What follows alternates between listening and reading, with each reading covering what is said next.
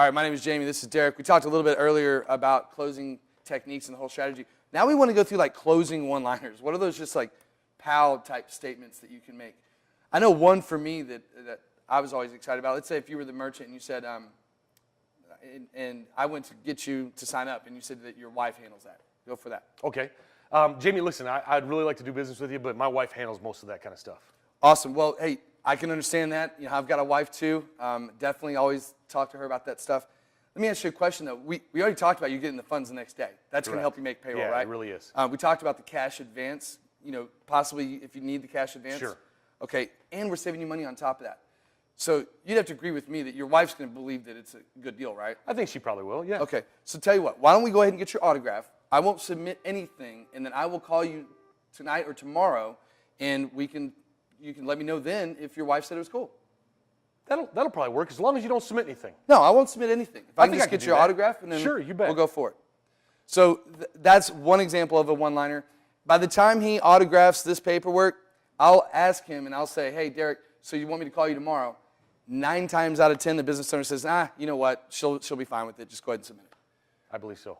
Another one-liner that I like a lot is, so Derek, you agree with everything? You love everything? That's great? Yeah, everything looks really good.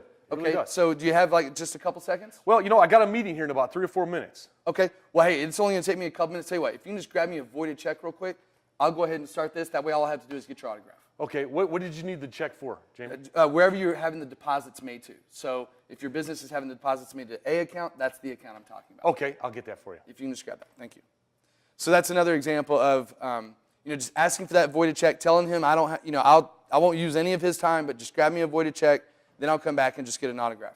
What's another example of a one-liner, Derek, just to close that deal? You know, there's always time constraints that you can have as far as promotions go, or any kind of. Give me an example of promotion. Okay. Well, from time to time, we offer our clients the free upgraded equipment a lot of times. So therefore, just because we offer it a lot of times doesn't necessarily mean that our merchants always have that out there to where they can get it. If we run out of the equipment or that's on back order, sometimes there's some time constraint for that. So what we can always do is use that kind of stuff. Listen, Mr. Customer, or listen, Jamie, I know you liked everything you saw here. You expressed that you liked everything you saw here. And would you like to move forward? Yeah, I just wanted to think about it a little bit. I understand that, Jamie. Unfortunately, at the end of this week, we are probably due to run out of some of our free equipment that I know was very important to you. So what I'd like to do is at least get that paperwork signed, filled out, get your name on one of those terminals for you, get it set aside. Now listen, Jamie, we have about 3 or 4 days before the equipment's actually installed. As long as nothing changes before the install, we'll go ahead and get that installed for you and get you programmed. If something does change, or you've decided you have questions on something that I need to answer, as long as we get that taken care of before the install happens, we'll be fine. Okay, yeah, sounds good to me. Okay. So the important thing behind these one-liners, listen, you need to get with your sales manager. Each merchant's going to be different. Each situation's going to be different. But the important thing with the one-liners per se is to understand that it's okay to ask that question. It's okay to go for that close. It's okay to create that urgency. And all too often I see salespeople, or I hear of salespeople say, well, they said they wanted to think about it. Okay, well, how did you follow that up? And they go, well, I just said I'll come back. And instead of, I want to think about it. And Jamie, 3 times now we've said, I want to think about it, and we've shown how to go for the. And I'm so glad you brought that up, because I will tell you this, there's a few things that salespeople just forget to ask.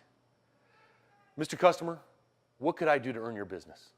Just something as simple as that. Sometimes the merchant will just tell you flat out.